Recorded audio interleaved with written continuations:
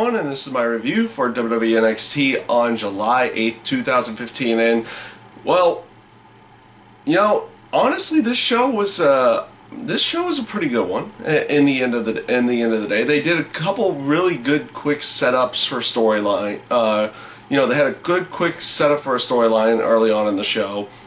With Sasha Banks and Charlotte with them making it look like Sasha Banks was going to go 2-on-1 against Emma and Dana Brooke, but Charlotte came out there and was like, hey, I'll be your partner, but I owe you one. They win the match. And it was a good way of them setting up a quick feud between the two of them, or not really a quick feud, just a way to set up a quick match between the two of them for the NXT Women's title. I found that to be at least a decent way of doing it. And like I said, it made complete sense because both of them kind of playing the face here, but you had the history between the two of them not really liking each other. So you had Charlotte saying, hey, you're going to owe me one for tagging up with you, and then obviously she gets what was owed to her in the end, which ends up being the NXT title match, or women's title match. So, in the end, that actually made some decent sense in there,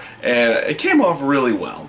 Next up they did, which was, I found this one initially weird at the beginning of the show because they went to the Beast in the East special to begin the show, and they didn't really show the NXT title match, which kind of found that weird. And they didn't announce it until after the Divas tag match at the beginning that they were going to show the match here on NXT. Now, they didn't show the entire thing. I did watch that live on I did watch that live when it was initially done, and the Finn Balor Kevin Owens match was a great match. Honestly, the show itself was a really good one in that aspect as well. So the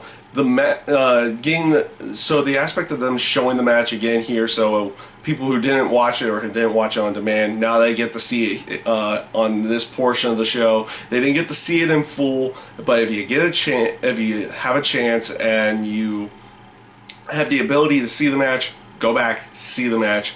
Really good match. I liked what they did with everything there, and I liked how Kevin Owens came off in at the beginning of the match as well. I liked the aspect that they used the streamers and the people, and you had the ceremony of them giving the flowers, the two women giving the flowers to the both competitors before the actual match, just things that they would typically do there. I like that they use that added touch in the match there at the beginning of it. I liked how Kevin Owens came off, trying to always showing that level of disrespect and basically just tossing the flowers before any announcements were made and everything on that aspect. I liked what everything they did with that match, and then the match itself also was it just came off so good. I liked what they pulled off there, and so you got to see a little bit of it here as well. So that was one good aspect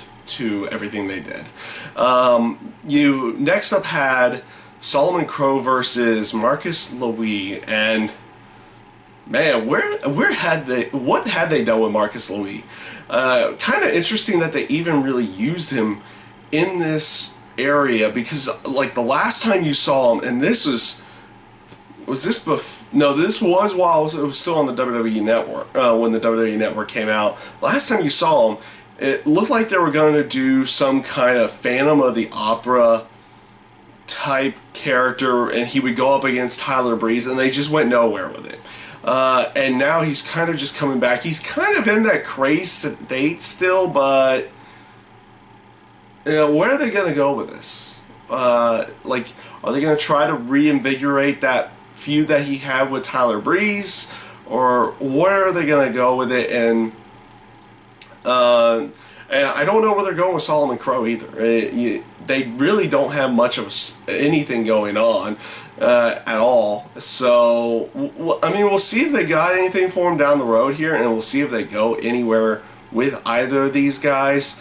But in this case, I'm just not sure where they're going with anything with either one of these guys here. Next up, he actually had a backstage promo with Gable and Jason Jordan. And basically, they've been playing the whole aspect. Jason Jordan's been looking for tag team partners. Gable's been trying to, encourage him to choose him as the tag team partner. And Jason Jordan would continually say no, no, no. And now they're finally gonna become a tag team for a week, and they're gonna have their match next week and everything.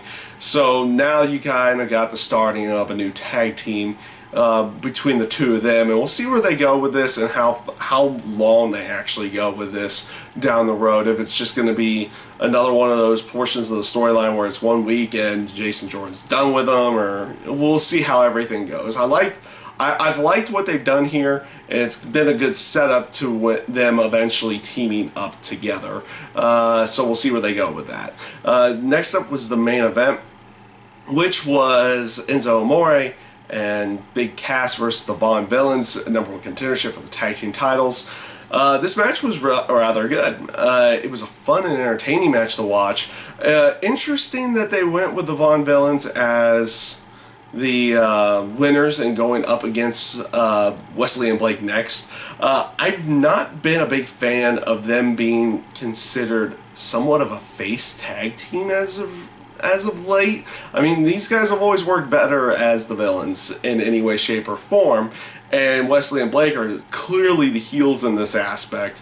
I'm thinking they're trying, we'll see where they go with it, because you feel like they should still be focusing with Enzo Amore and Big Cass going up against Wesley and Blake, but they have so much time to kind of set it up. Maybe they're slow burning that one and having this sub feud with them and the Von Villains. We'll see where they go with Wesley and Blake and the Von Villains in this case somewhere down the road. And are they going to set up with anything with Enzo and Cass as well somewhere in there, because you still feel like you don't have a resolution from their feud with Wesley and Blake at any in any way. Well, you have some kind of retribution. You had the 6-person tag, and that had some retribution in it, but you didn't really have much resolution within that storyline. You feel like that one can still be going on. So we'll see if they continue that one down the road, and then you have this kind of sub-storyline with Blake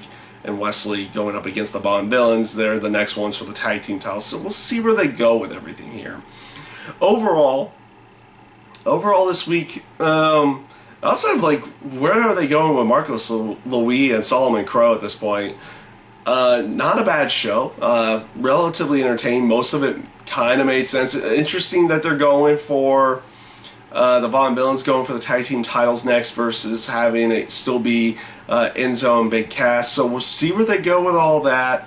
I like the aspect that they brought in the special from the July 4th show in there as well, to show the NXT title match, at least a little bit of it in there.